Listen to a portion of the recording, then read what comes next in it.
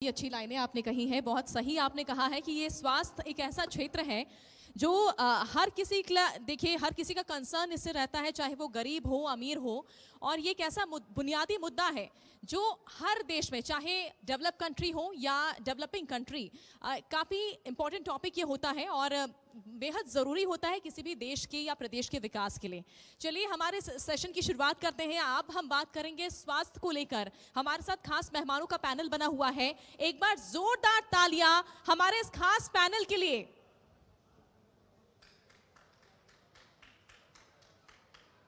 Thank you so much. और चलिए मैं अपने सेशन की शुरुआत करती हूँ। सबसे पहले डॉक्टर वीरेंद्र यादव है हमारे साथ, सीएमओ गुरुग्राम है। डॉक्टर वीरेंद्र जी, सबसे बड़ा सवाल, देखिए गुरुग्राम या हरियाणा की अगर हम बात करें, गुरुग्राम की अगर बात करें तो मेडिकल हब इसे कहा जाता है। दिल्ली एनसीआर का मेडिकल हब इसे कहा जाता है गुरुग्राम। ऐसे में किस तरह की व्यवस्थाएं हैं वर्तमान में? गुरुग्राम की अगर बात करें तो वर्तमान में कहां देखते हैं हम गुरुग्राम को स्वास्थ्य के क्षेत्र में, अगर स्वास्थ्य के नजरिए से अगर देखा जाए तो? नमस्कार, मैं डॉक्टर वीरेंद्र यादव, सीएमओ गुरुग्राम। अगर हम पिछले 3 साल या 2 साल की खास करके हम बात करें कोविड से रिलेटेड, अगर और उससे आगे अगर हम जोड़ के बात करना चाहें तो गुरुग्राम की भौगोलिक स्थिति को देखते हुए या नेक्स्ट टू एयरपोर्ट और दिल्ली एनसीआर में जिस तरह से देखते हुए, और जो टू एंड फ्रो अगर गुरुग्राम में रहता है, मैं ये कहूँ एम्प्लॉयज़ का या एक आम जन का आना जाना जो रहता है, उसके बावजूद अगर मैं बात कहूँ तो स्वास्थ्य सेवाएं या हेल्थ सर्विसेज जो हमने प्रोवाइड करी, ओवरऑल हरियाणा में सबसे ज़्यादा कोविड के केस होने के बावजूद भी गुरुग्राम ना केवल सबसे कम फर्टिलिटी वाला ज़िला है अभी तक पूरे देश में, अगर बात करूं जहां मृत्यु दर कोविड की वजह से सबसे कम हुई। वैक्सीनेशन में अगर मैं बात करूं उसके साथ ही, तो गुरुग्राम स्वास्थ्य सेवाओं में वैक्सीनेशन में पूरे देश में अगर डिस्ट्रिक्ट वाइज की बात करें तो प्रथम स्थान पर था और अभी भी प्रथम स्थान पर रहा है। तो स्वास्थ्य सेवाओं में अभी अगर हम बात करें तो प्रेजेंटली हमारे पास एक सिविल हॉस्पिटल है 200 बेड का जिसको कहा जाए, पॉलीक्लिनिक है, और इसके अलावा अभी मैं आपकी बात सुन रहा था तो मैं कुछ उसमें ऐड करना चाहूँगा। हमारे पास अर्बन प्राइमरी हेल्थ सेंटर्स जो हैं वो 21 अर्बन प्राइमरी हेल्थ सेंटर्स जो फंक्शनल थे पहले से, और अभी 15th फाइनेंस की जो कमीशन की जो शुरुआत करने के लिए हमने 41 और अर्बन जो है प्राइमरी हेल्थ सेंटर्स कहूँ या अर्बन प्राइमरी हेल्थ सेंटर्स कहूँ, उनको शुरुआत करने के लिए करी, और उसमें से 15 ऑलरेडी एक्टिवेट हम कर भी चुके हैं, यानी 36 urban primary health centres already काम कर रहे हैं। 2 सब डिविजनल हॉस्पिटल हमारे पास इस वक्त है, सोहना में और पटौदी में, और फरूक नगर का सब डिविजनल हॉस्पिटल हम परसों 11 तारीख को गुरुग्राम को सौंपने जा रहे हैं। ये एक बड़ी उपलब्धि इसे कह सकते हैं। और एक बार जोरदार तालियां। देखिए नए अस्पताल आ रहे हैं गुरुग्राम में और एक बड़ी सौगात इसे हम कह सकते हैं। चलिए और बढ़ते आगे, डॉक्टर युगल किशोर जी से मैं अगला सवाल करना चाहूँगी। डॉक्टर युगल किशोर जी, जिस तरह से बीते 2-3 साल हमने देखे कोविड आया था और ऐसे में बड़ी चुनौती होगी आप सभी के लिए, किस तरह की चुनौतियाँ आप लोगों ने फेस की और क्या उपलब्धियाँ इस दौरान आपने पाई? मैं सबसे पहले धन्यवाद कहना चाहूँगा जी मीडिया का, जी दिल्ली एनसीआर जिन्होंने मेरे को बुलाया, और स्पेशली मैं जो मेरा अपना ऑब्जर्वेशन रहा, पिछले मैं 20 ईयर से हूँ इस लाइन में, हेल्थ केयर इंडस्ट्री में। अभी हमारे पास जो सीएमओ साहब हैं, इनके नेतृत्व में जिस हिसाब से हमने जो है जो कोविड का जो काफ़ी सीरियस जो थी प्रॉब्लम्स, उसको जो सॉल्व किया और इजीली मैनेज किया, बहुत सराहनीय रहा। काफ़ी इन्होंने हमारे को time to time meetings organise कराई, और प्राइवेट हॉस्पिटल और गवर्नमेंट जो हॉस्पिटल जो सेटअप्स थे उसके बीच में जो इंटरेक्शन नहीं था वो अभी बहुत अच्छा रहता है। तो सर के लिए एक बार मैं क्लैपिंग चाहूँगा सभी लोगों से, क्योंकि उन्होंने काफ़ी कुछ हमारे को सिखाया, समझाया। और जैसे कि पहले जब कोविड का जो टाइम था, हमने देखा कोविड के टाइम पर ऑक्सीजन की काफ़ी प्रॉब्लम्स थी। तो अपना जैसे हमारा हॉस्पिटल है IS medical hospital Gurgaon Khansa road पर, तो मैंने देखा कि ऑक्सीजन की काफ़ी कमी आ रही थी, तो हमने वहाँ पर अपना ऑक्सीजन प्लांट लगाया, और उसके बाद में फिर नोटिफिकेशन आया।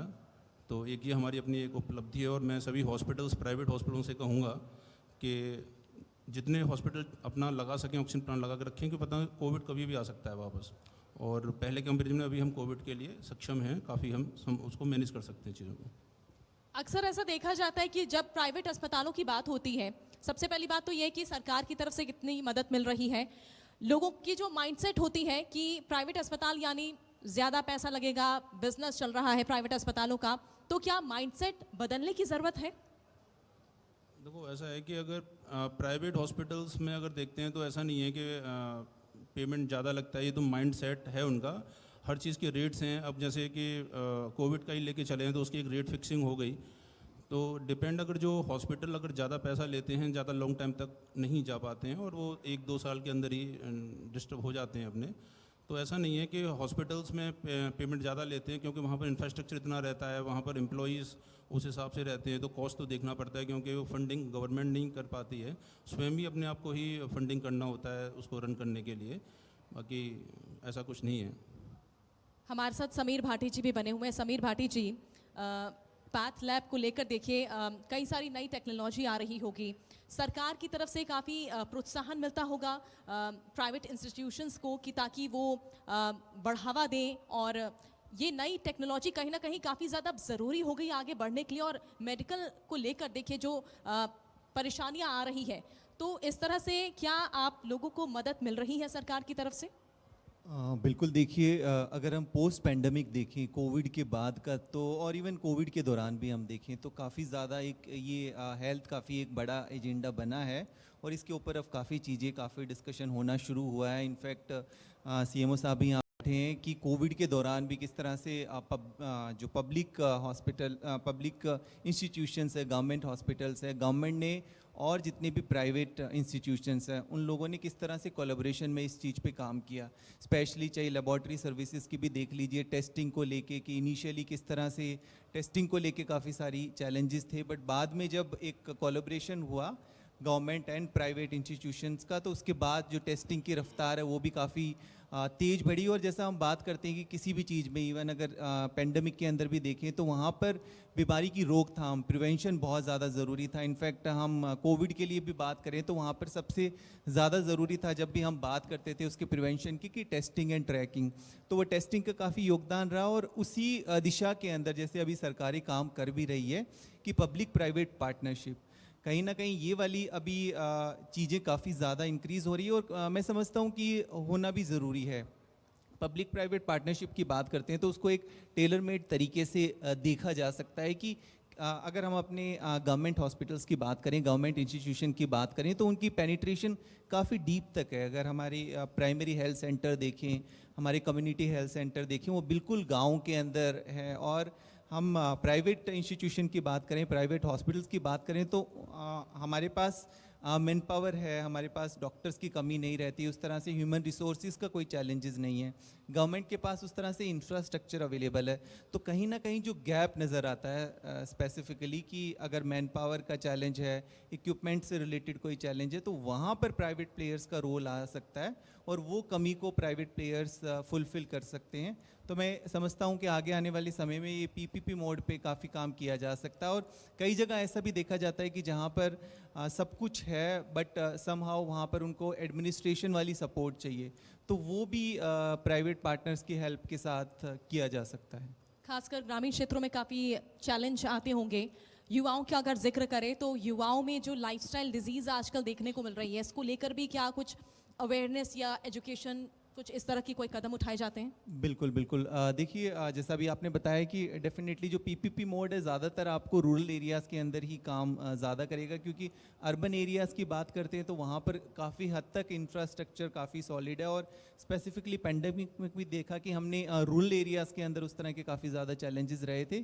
स्पेशली जो आपने यूथ का पूछा, देखिए अगर हम यूथ की बात करें, या इनफैक्ट आजकल हम बच्चों की या टीनेजर्स की भी बात कर लें, स्पेसिफिकली हम जैसे पहले बात किया करते थे कि non communicable disease, specially India के अंदर एक काफ़ी बड़ा चैलेंजेस हमारा रहता था, कम्युनिकेबल डिजीज़ काफ़ी बड़ा चैलेंज रहता था। पर अभी पिछले कुछ सालों के अंदर हमारी जो नॉन कम्युनिकेबल, या जिनको हम लाइफस्टाइल डिजीज़ कहते हैं, वो स्पेसिफिकली अगर हम देखें, हमारे जो टीनेजर्स हैं, इनफैक्ट बच्चों में भी आजकल अगर हम देखें तो काफ़ी तरह की लाइफस्टाइल डिजीज़ युवाओं के अंदर तो है ही। और जैसा हम देखते भी है, काफ़ी ऐसे हम स्क्रीनिंग वाले प्रोग्राम्स करते हैं, तो उसमें देखते हैं कि पहले एक सर्टेन एज के बाद कुछ बीमारियां हम देखते थे, पर अगर आजकल तो हम 12 साल के बच्चे, 12 से लेकर 17 साल तक के बच्चों का भी अभी हमने स्क्रीनिंग किया था, उसमें बहुत सारे बच्चे प्री डायबिटिक निकले, क्योंकि बच्चों में ओबेसिटी ज़्यादा बढ़ती जा रही है। काफ़ी बच्चे हाइपरटेंसिव निकले। इसी तरह के बच्चों का जब फॉलोअप लेते हैं, वो 25 साल की उम्र तक जब पहुंचते हैं तो उनके अंदर डायबिटीज़, हाइपरटेंशन होना, और 40s की एज में जब आजकल हम देख रहे हैं यंग हार्ट अटैक और इस तरह की समस्याएं काफ़ी ज़्यादा बढ़ गई है,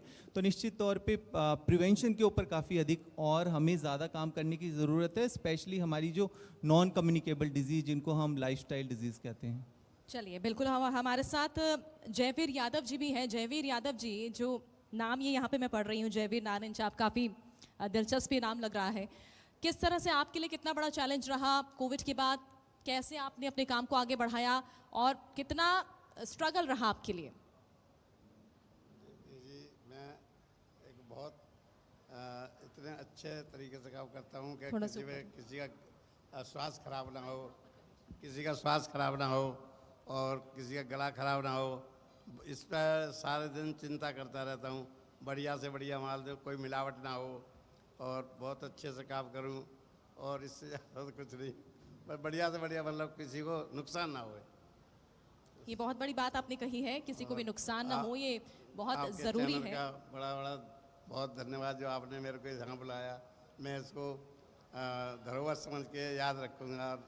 बहुत बिल्कुल। चलिए, डॉक्टर वीरेंद्र यादव, अभी पिछले दिनों हमने जो खबर चलाई थी, हमने देखा भी था कि गुरुग्राम में जो अस्पताल है, वहाँ पर ज़िला अस्पताल की मैं बात कर रही हूँ, और वहाँ पर 2 दिनों तक बिजली कट की समस्या आई थी। मरीज़ काफ़ी परेशान हुए थे। ये समस्या किस तरह की थी? तुरंत क्यों कोई एक्शन नहीं लिया गया? आगे क्या इस तरह की समस्या नहीं आएगी, इसकी कोई गारंटी? बिल्कुल, वो सरासर अनुचित था, और जो दोषी कर्मचारी या अधिकारी थे उनके ऊपर माननीय स्वास्थ्य मंत्री ने, और बल्कि मैं अगर बात कहूँ, माननीय मुख्यमंत्री जी ने तुरंत जब हमें आदेश दिए तो एक कमेटी ने हमने वो फैसला किया। और यहाँ बिल्कुल मैं उस बात से अभी भी दोबारा दोहरा रहा हूँ, बिल्कुल अनुचित था वो जो कर्मचारी तो मैनेज नहीं कर पाए। लेकिन एक जो इमीडिएट एक्शन उस वक्त हम अथॉरिटी या डिस्ट्रिक्ट एडमिनिस्ट्रेशन में या स्वयं डीसी साहब ले सकते थे, वो ये था कि इमरजेंसी सर्विसेज, अगर मैं कहूँ आईसीयू एरिया कहूँ, प्रेगनेंसी से रिलेटेड या डिलीवरी से रिलेटेड एरिया कहा जाए, और बच्चों से रिलेटेड उस एरिया में हमने 24/7 तब भी इलेक्ट्रिसिटी सप्लाई को कंटिन्यू रखा। और ये आप भी साक्षी हैं इस बात के कि कोई भी दुर्घटना अगर मैं कहूँ तो नहीं होने दी हमने। आगे के लिए हमने इस बात का इंतज़ाम किया है कि एक्स्ट्रा जेनसेट का एक इंतज़ाम किया है, और लाइन जो सेपरेट करने के एक उसमें एक इश्यूज जो थे वो कुछ अनफोर्सिन सर्कमस्टांसिस थे। जो अंडरग्राउंड लाइन थी उसमें वाटर भरा गया चला गया था, जो बाद में डिस्क्लोजर में आया, जिसकी वजह से दूसरे दिन भी लाइट जब चली गई थी। लेकिन फ्यूचर के लिए आगे रिपीट ना हो, एक तो लाइनें सेपरेट करने के लिए हमने आदेश दिए हैं। दूसरा, ना केवल हमने एक 2 अलग अलग जनरेटर सेट इंतज़ाम किए हैं, बड़ो 625 और 385 केवी के। उसके अलावा मैंने एक और अर्जेंट जो है परमानेंट अरेंजमेंट इस तरह का किया है कि किसी एक संस्था से, अगर प्राइवेट संस्था से भी इन केस, क्योंकि मशीनरी है कभी भी काम करने में दिक्कत आ सकती है, तो एक 500 kVA का जनरेटर सेट उनसे सिर्फ इस बात के ऊपर अगर कोई इमरजेंसी अर्जेंसी ऐसी हो जाए तो विद इन 1 आवर हॉस्पिटल को वो अवेलेबल करवा दें, और ऑन रेंट बेसिस पे हम उसको पेमेंट कर सकते हैं, ताकि ऐसा इंस्टेंस एक तो रिपीट हो ना हो। यदि फिर भी हमारा कोई दूसरा या तीसरा बैकअप जनरेटर सेट भी अगर कोई इशू आता है तो ऐसा इशू ना आए। और इसके अलावा इलेक्ट्रिसिटी डिपार्टमेंट के साथ भी, जैसा मैंने बताया, लाइन सेपरेशन ऑलरेडी करी जा चुकी है, एंड आई होप कि नेक्स्ट टाइम ऐसा इशू नहीं आना चाहिए। बिल्कुल, यही उम्मीद हम करते हैं, और ताकि मरीजों को कोई दिक्कत ना आए, कोई परेशानी नहीं आए। नवीन गोयल जी हमारे साथ बने हुए हैं। नवीन गोयल जी, पर्यावरण को लेकर किस तरह से आगे कदम उठाए जा रहे हैं? देखिए, पराली जलाने का मामला सामने आया है, प्रदूषण बढ़ता है, दिवाली के बाद से ही देखिए प्रदूषण बढ़ जाता है, और ये जनवरी के बाद तक रहता ही है, या ये कहें कि साल भर रहता है। तो बहुत ज़्यादा ज़रूरी है कि पर्यावरण को लेकर कोई बड़े कदम उठाए जाए। शुक्रिया, आपने कम से कम बोलने का समय तो दिया मुझे। वैसे तो ये हेल्थ का टॉपिक है, तो डॉक्टर साहब, सब लोग, हमारे सीएमओ साहब और सब बता ही रहे थे, बट ये बात भी बिल्कुल सही है कि पर्यावरण और हेल्थ दोनों एक दूसरे से जुड़ी हुई हैं। अगर हमारी स्वच्छता होगी तो हमारा स्वास्थ्य भी सही रहेगा। इस बात में भी कोई दो राय नहीं है कि अभी हमारे कैबिनेट मिनिस्टर इन्वायरमेंट के बता ही रहे थे कि पराली जलाने की जो घटनाएं हैं उसमें 40% की गिरावट आई है, देखिए कोई भी ये बदलाव जब हो सकता है जब हर जन भागीदारी की बात हो। आप बिल्कुल सही कह रहे हैं कि दिवाली के बाद AQI लेवल गुरुग्राम में तो खासकर इतना बढ़ जाता है कि 5-4 दिन तो आँखों में जलन होने लग जाती है। बुजुर्गों के लिए गुरुग्राम में रहना उन दिनों में बड़ा मुश्किल हो जाता है, और ख़ासकर जो सांस के मरीज हैं, ऐसे डॉक्टर्स का भी गुरुग्राम के अंदर मैं मानता हूँ कि बहुत पेशेंट हो गए हैं। उसके लिए हमारे पर्यावरण विभाग ने जल छिड़काव का कार्यक्रम शुरू किया। जितने भी रोडों के साथ साथ पौधे हैं, पेड़ हैं, उन सब पर हमने 8 ट्रैक्टर लगा करके और 8 टैंकर लगा करके गुरुग्राम में लगातार जल छिड़काव का काम किया था। लेकिन सबसे बड़ी बात यह है कि गुरुग्राम के अंदर आज 10 लाख फ्लैट बन के तैयार हैं, और 10 लाख फ्लैट के अंदर अगर सब लोग बस जाएंगे तो 15 लाख गाड़ियाँ और गुरुग्राम के अंदर बढ़ जाएंगी। आप सोच के देखिए कि क्या हाल गुरुग्राम के अंदर ट्रैफिक का होगा, और इस तरीके से ट्रैफिक बढ़ेगा तो प्रदूषण अपने आप और ज़्यादा बढ़ना है। हमें अपनी सुधार आदतों के अंदर लगातार सुधार लाने की ज़रूरत है। अकेली ना केवल सरकार कुछ कर सकती है, ना केवल कोई सामाजिक संगठन NGO कुछ कर सकते हैं, इसमें तो हर आदमी को सोचना पड़ेगा। हमें गाड़ियों की शेयरिंग पर भी आना पड़ेगा। हमारे को जो कंक्रीट के जंगल हमने बना दिए हैं, 2, 4, 5, 10 पौधे ना केवल लगाने पड़ेंगे, उनको पालना भी पड़ेगा। जो अभी थोड़ी देर पहले काबली की कर की बात हो रही थी, हमें त्रिवेणी, पंचवटी, इन पौधों पर, इनके संरक्षण पर जाना पड़ेगा। हरियाणा सरकार ने तो 75 साल 50 साल से ऊपर के वृक्षों के ऊपर पेंशन भी, पहली बार हरियाणा में ऐसा हुआ है कि पेंशन भी उस पेड़ की बनाई है। हमारा जो पॉलीथीन है ये ना मिट्टी में गलता है, अगर इसको जलाओ तो बहुत जहरीली गैस निकलती है, तो हमें पॉलीथीन का इस्तेमाल ना करके कपड़े के थैले के इस्तेमाल पर जाना पड़ेगा। और अभी हमारी बेटी कह रही थी कि गुड़गांव में जगह जगह कूड़े के ढेर हैं, तो हम कई बार बहुत सी लोकेशंस को साफ़ करवाते हैं। अभी हमने गुरुग्राम में बसई रोड पे ऑटो मार्केट है, उसको साफ़ करवाया करीबन 10 दिन 7-8 JCB लगा करके। हमारे माननीय प्रदेश अध्यक्ष श्री ओम प्रकाश धनखड़ जी रहते हैं धनकोट में, वहाँ पर हमने नहर के ऊपर लोग दिवाली छठ पूजा के दिनों में बहुत ज़्यादा गंदगी कर देते हैं, हमने उसको भी पीछे साफ़ करवाया। डिस्ट्रिक्ट कोर्ट में रोज़ सफाई तो होती है, लेकिन हमने उसको डीप क्लीनिंग कराने के लिए डिस्ट्रिक्ट कोर्ट को भी साफ़ करवाया। एक मैसेज देने की कोशिश की। करीबन 2500 पौधे डिस्ट्रिक्ट कोर्ट में हमने लगवाए हैं। हर NGO, हर RWA को हर साल बारिशों के दिनों में पत्र लिखते हैं, जितने मर्जी पौधे हमारे से लो, और हम फ्री होम डिलीवरी उनकी करवाते हैं। वन विभाग भी हमारे को पूरा कोऑपरेट करता है। तो इन सब चीज़ों पे हमें काम करना पड़ेगा। और बात हेल्थ की भी करना चाहूँगा। CMO साहब बैठे हैं, हमारी एक NGO है कैनविन फाउंडेशन। जब कोरोना का समय था तो बिल्कुल एक कोरोना योद्धा के तौर पर करीबन 50 लोग हमारी NGO के, क्योंकि हमारी इस पार्टी का संगठन का भी नाम ही सेवा संगठन है, चाहे ऑक्सीजन की बात हो, चाहे बेडों की बात हो, चाहे कोई भी दवाइयाँ अरेंज घर घर भिजवाने की बात हो, चाहे उस समय जब लोग बाहर जा रहे थे खाना उपलब्ध कराने की बात हो, उसके बाद चाहे वो इंजेक्शन की ज़रूरत पड़ी उसकी बात हो, चाहे कोविड के अंदर एक हॉस्पिटल टेम्परेरी बनाने की बात हो, चाहे ऑनलाइन कंसल्टेंसी देने की बात हो, हर सेगमेंट में कैनविन फाउंडेशन ने काम किया।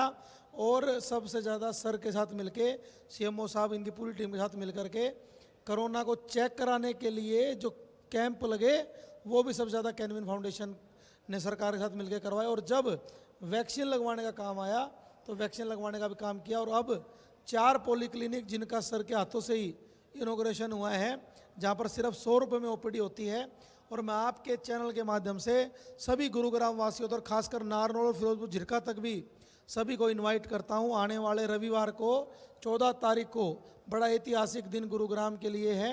ये गुरु द्रोण की भूमि है और इस पे कैनविन फाउंडेशन द्वारा कैनविन आरोग्य धाम के नाम से एक चैरिटेबल हॉस्पिटल हम लेकर आ रहे हैं, जहाँ पर कम से कम रेट में CT स्कैन, कम से कम रेट में MRI, dialysis, PET scan, chemo, बहुत सी ऐसे इलाज वहाँ पर करने का प्रयास रहेगा कि आम आदमी जो मेडिसिटी आर्टिमिस इन हॉस्पिटलों में नहीं जाके इलाज करा पाता, उनको हम इलाज देने की कोशिश करेंगे। और करीबन 10-15 हज़ार लोग उस ऐतिहासिक क्षण के साक्षी बनेंगे। मैं आपके माध्यम से इनवाइट करना चाहता हूं। उस दिन महामहिम राज्यपाल जी श्री बंडारू दत्तात्रेय जी मुख्य अतिथि आ रहे हैं और कार्यक्रम की अध्यक्षता डॉक्टर सुधा यादव जी, हमारी केंद्रीय संसदीय बोर्ड की नेत्री हैं, बड़ी वरिष्ठ नेत्री हैं, वो इस कार्यक्रम की अध्यक्षता करेंगे। और महामंडलेश्वर स्वामी श्री धर्मदेव जी महाराज जी का भी सानिध्य मिलेगा। उसमें हमारे सीएमओ साहब भी हमने रिक्वेस्ट यानी की कुल है, मिलाकर सर भी ये देख रहेंगे सकते हैं कि और कई कदम उठाए जा रहे हैं संघ के पर्यावरण को लेकर। अधिकारी हैं, बिल्कुल। प्रांत के संघ जी। संचालक प्रताप यादव जी भी रहेंगे। तो पूरा प्रयास रहेगा। और मैं प्राइवेट हॉस्पिटलों का भी धन्यवाद करूंगा।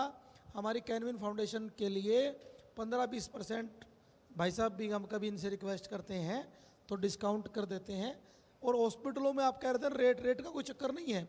हॉस्पिटल का भी चक्कर ये रहता है कि मरीज को ठीक किया जाए उसकी पॉकेट के हिसाब से। तो सारे लोग कोऑपरेटिव हैं कि लोगों को ठीक करना है, आरोग्य देना है। बस लास्ट बात ये कहता हूँ आप वाली बात पे कि अर्थ, धर्म, काम, मोक्ष, ये सारे सुख जब ही काम आ सकते हैं जब आरोग्यता होगी। तो इसके लिए हमें फिट भी रहना जरूरी है। धन्यवाद। बिल्कुल। डॉक्टर युगल किशोर जी, हरियाणा में खासकर देख रहे हैं हम कि बच्चियों को लेकर जो प्रोत्साहित करती है सरकार, कई योजनाएं लाती है और प्राइवेट इंस्टीट्यूशंस की तरफ से, प्राइवेट अस्पतालों की तरफ से किस तरह से लोगों को क्या बेबी गर्ल को लेकर, अगर बच्ची पैदा होती है तो इसको लेकर किस तरह से कोई कदम उठाए जा रहे हैं? ऐसा है, अपना जैसे आईएस मेडिकेयर हॉस्पिटल है तो मैंने एक कदम उठाया है और सीएमओ साहब की नॉलेज में है और सर को भी काफ़ी अच्छा लगा ये वाला मेरा कदम। अगर हमारे हॉस्पिटल में अगर डिलीवरी होती है और अगर यदि फीमेल बेबी बर्थ होता है तो हम फ्री डिलीवरी कर देते हैं। अगर पैसे पेशेंट ने डिपॉजिट भी किए होते हैं रिसेप्शन पर तो हम पैसा रिफ़ंड कर देते हैं। हम सिर्फ मेडिसिन का पैसा लेते हैं, surgeon fees, anaesthetic fee, room rent, ICU सब कुछ फ्री कर देते हैं। We do not charge single rupees. And normal delivery I think 3,000 रुपये में हो जाती होगी और LSCS आई थिंक 5-6,000 में हो जाती है हमारे यहाँ पर। तो ये फीमेल चाइल्ड के लिए हमारी तरफ से एक कदम है जो मैं कर सकता हूँ अपने लेवल पर, क्योंकि मैं कोई बहुत बड़े कोई है नहीं, देता हूँ नहीं या कुछ बहुत पैसा वाला हूँ नहीं। जो मेरी तरफ से हो सकता है थोड़ा सपोर्ट है हरियाणा के लिए। ये बात मैं सीएमओ सर से पूछ लेती हूँ। सीएमओ जी, आपको लग रहा है ये एक अच्छी पहल है, ये सभी को अपनानी चाहिए?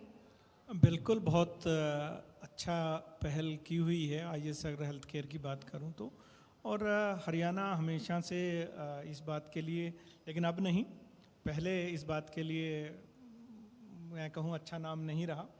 बदनाम शब्द तो यूज़ नहीं करना चाहिए। अब जब हमारा SRB कहूं या महिलाओं का रेशो पुरुषों के मुकाबले हमेशा कम रहा है, लेकिन पिछले कुछ सालों में अभी 900 प्लस महिलाओं का अगर मैं कहूं तो रेशो आया और हमारा टारगेट है कि 950 हम लेके चलें। पिछले साल आप जैसे और मीडिया के माध्यम से हम at least Gurugram all time high महिलाओं का अगर मैं पुरुषों के मुकाबले रेशो कहूँ तो हम हासिल कर पाए। 925 का करीब हमने रेशो हासिल किया। तो हमारा टारगेट है 950 के लिए। अभी आपने मुझे मौका दिया है तो प्राइवेट की और वो बातें हो रही थी, तो मैं बताना चाहूँगा कि फ्यूचर के लिए भी आपने बीच में एक बार बात कही थी। तो आने वाले दिनों में, अभी आपको मालूम होगा इस बार बजट में माननीय मुख्यमंत्री जी ने जो सिविल लाइंस का पुराना डिमोलिश हॉस्पिटल है उसको 700 बेड का अनाउंस कर दिया है। तो हम उसकी तैयारी कर रहे हैं। CPWD को उसका टेंडर जो है वो अलॉट किया जा चुका है, जल्दी उसकी कंस्ट्रक्शन स्टार्ट होगी। इसके अलावा एक 100 बेड का हॉस्पिटल जो है सेक्टर 19 में पोटास रिसर्च इंस्टीट्यूट वो बना के सरकार को हमें देगी ताकि हम उसको रन कर सकें। इसके अलावा हुड्डा HSVP की तरफ से हम 2 हॉस्पिटल 30 बेड के सेक्टर 40 और 45 में बनाने जा रहे हैं। और जो प्रेजेंट सेक्टर 10 का हमारा हॉस्पिटल है उसमें हम 100 बेड MCH सर्विसेज या maternal and child health services further और ऐड करने जा रहे हैं।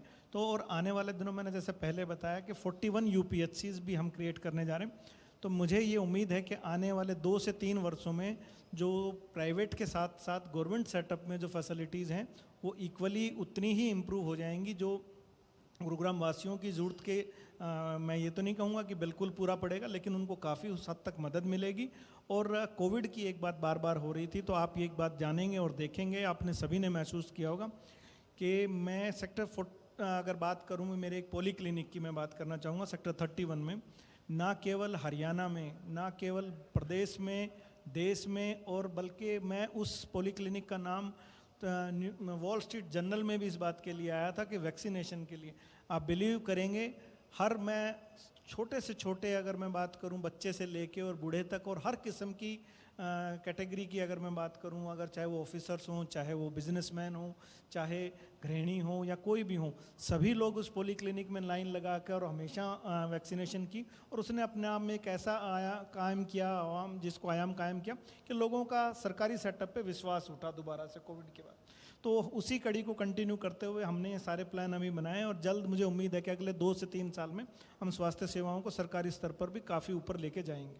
और एक सवाल नवीन जी से। नवीन जी, शुरुआत से हम देखते हैं कि बच्चों को स्कूल्स में, कॉलेजेस में एनवायरनमेंट को लेकर जानकारी दी जाती है, उन्हें पढ़ाया जाता है, उन्हें सिखाया जाता है, लेकिन एक समय आते आते वो सारी चीज़ें भूल जाते हैं।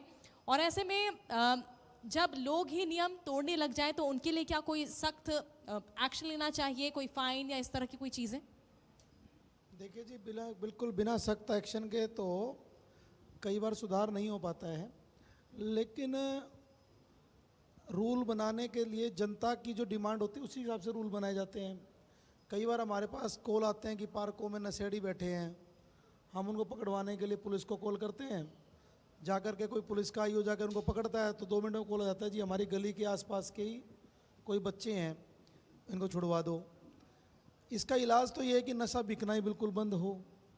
इसी तरीके से ये इन्वायरमेंट की बात है कि इन्वायरमेंट के प्रति पहले तो हमारे को बहुत डीपली प्रयास करने पड़ेंगे। हमारे एजुकेशन सिस्टम के अंदर हम किस तरीके से, और जैसे किसी कंट्री में मैंने सुना है कि 10th क्लास की मार्कशीट जब मिलेगी जब आप इतने पौधे लगा दोगे। अब हमारे पास जैसे गुरुग्राम के अंदर हुड्डा है, हुड्डा में कंप्लीशन लेने के लिए वाटर हार्वेस्टिंग बहुत ज़रूरी है, लेकिन लोग क्या जुगाड़ की कोशिश करते हैं कि वाटर हार्वेस्टिंग में 60-70 हज़ार रुपये लगेंगे, कुछ ना कुछ जुगाड़ ऐसा हो जाए कि 10-15 हज़ार रुपये कुछ ना कुछ वैसे दे लेके काम चल जाए। लेकिन ये प्रॉब्लम, ये शहर भी तो हमारा अपना ही तो है, ये किसी और का दूसरे का थोड़ी ना है। इसमें हमें पानी भी हमने बचाना है। अपने बच्चों को हमने सबसे पहले तो इस बात के लिए मोटिवेट करना है कि उनका बर्थडे हो, हमारी एनिवर्सरीज हो बड़ों की, या कोई भी हमारे घर में फंक्शन हो तो हम पौधा लगा करके एक उसको फंक्शन को मनाएं। दूसरी बात, हम कभी भी गेस्ट कोई भी कार्यक्रम कर रहे हैं, हमारा पर्यावरण विभाग हर एक कार्यक्रम में, अभी एक पीछे हमने गुजरात स्थापना दिवस मनाया, हमारे डॉक्टर अरविंद यादव जी यहाँ बैठे हैं, हरियाणा पर्यटन विभाग के चेयरमैन हैं, तो हमने पौधे के माध्यम से गिफ्ट दिया, जो स्वागत किया वो पौधा दे करके किया। और पौधा इस बात का एक परिचय देने की बात है कि हमें इन्वायरमेंट लवर हर आदमी को होना ही पड़ेगा। एक अटैचमेंट बनानी पड़ेगी, जैसे जैसे वो पौधा बड़ा होगा, जब उसमें फूल आएंगी, पत्तियाँ आएंगी या कोई फल लगेगा, तो हमारे को एक अटैचमेंट होनी चाहिए बच्चों के साथ, वो फीलिंग हमारे को जोड़नी पड़ेगी। हमारे को कई बार क्या है, शहरों के अंदर जगह नहीं मिलती, इसमें तो आप भी और हम भी इस बात के लिए चिंता करें। अगर जगह कम है तो हम टेरेस को इस्तेमाल करें। बहुत से इंडोर पौधे हैं, पाम ट्री के, स्नेक प्लांट के, जो इंडोर कामयाब हो जाते हैं, उन पौधों को हम इंडोर लगाएं। और कहीं कोई जगह ना मिले, हमने उस कार्यक्रम में भी उन लोगों को सम्मानित किया। एक हमारा साथी है प्रदुमन जांगू, उसने अपने घर की टेरेस को ही खेत बना दिया, वहाँ पर टमाटर भी उगा दिया, भिंडी भी उगा दी, मिर्च भी उगा दी, गमलों के अंदर ही जुगाड़ करके, मतलब उसने अपना पूरी छत को ग्रीन छत बना दिया। तो हमें जैसी भी फैसिलिटीज़ मिले तो हमें उस पर काम करना चाहिए। और रही डर की बात, देखिए मैं खासकर उन लोगों को चेतावनी देना चाहता हूँ, और खासकर उन कबाड़ी को जो टायर जलाते हैं, पॉलीथीन जलाते हैं, ऐसी उस सब चीज़ें जलाने से बहुत जहरीली गैस उत्पन्न होती हैं। डॉक्टर साहब यहाँ पर बैठे हैं, वो हमारे स्वास्थ्य के लिए बहुत ज़्यादा हार्मफुल है। बिल्कुल। उन लोगों की हमें जानकारी दो। हम, हमारी जो कंजर्वेटर मैडम है, डीएफओ सर हैं वासवी त्यागी जी, डीएफओ राजीव तेजिया जी, उनको लिख करके उनका चालान भी कटवाएंगे, निगम को बोल के भी उनका चालान कटवाएंगे, और वो 100% डेफिनेटली वो अवैध हैं, उनको वहाँ बंद करवाएंगे। तो ये बिल्कुल अपना शहर है, इस गुरुग्राम की आबो हवा को सही करना बिल्कुल, बहुत किसी और का बहुत नहीं, हमारा आपने खुद का अच्छी फर्ज जानकारियां बनता दी है। और इसको हवा को जब ही हम अच्छा कर पाएंगे जब सब 2-2 कदम बढ़ा करके आगे चलेंगे। चलिए, एक सवाल मैं जयवीर जी जैसे ले लेती हूँ। जयवीर जी, आपने जिस तरह से अपने काम की शुरुआत की, एक बार लोगों को बताइए कि आखिर कैसे आपने जो नान छाप ये नाम दिया है, कैसे शुरुआत की, अगर लोगों को भी इस तरह का काम करना है तो? बस एक ईमानदारी रही, ईमानदारी से काम किया, और ईमानदारी और मेहनत रंग लाती है, वही आज भगवान की कृपा से बहुत अच्छा लग रहा है मेरे को और अच्छा काम है। बड़ी दूर दूर से आते हैं मेरे पास, बहुत अच्छा काम चल रहा है। और मैं ये सोचता रहता हूँ कि कोई मिलावट ना हो और किसी का गला खराब ना हो, पेट खराब ना हो, स्वास्थ्य सही रहे, इसी को चिंता करता रहता हूँ, बिल्कुल। और कुछ नहीं। चलिए, आप सभी का बहुत बहुत शुक्रिया हमारे साथ जुड़ने के लिए, हमारे मंच पर आने के लिए। इतनी अच्छी जानकारी आपने सभी ने हमसे साझा की है, बहुत बहुत धन्यवाद।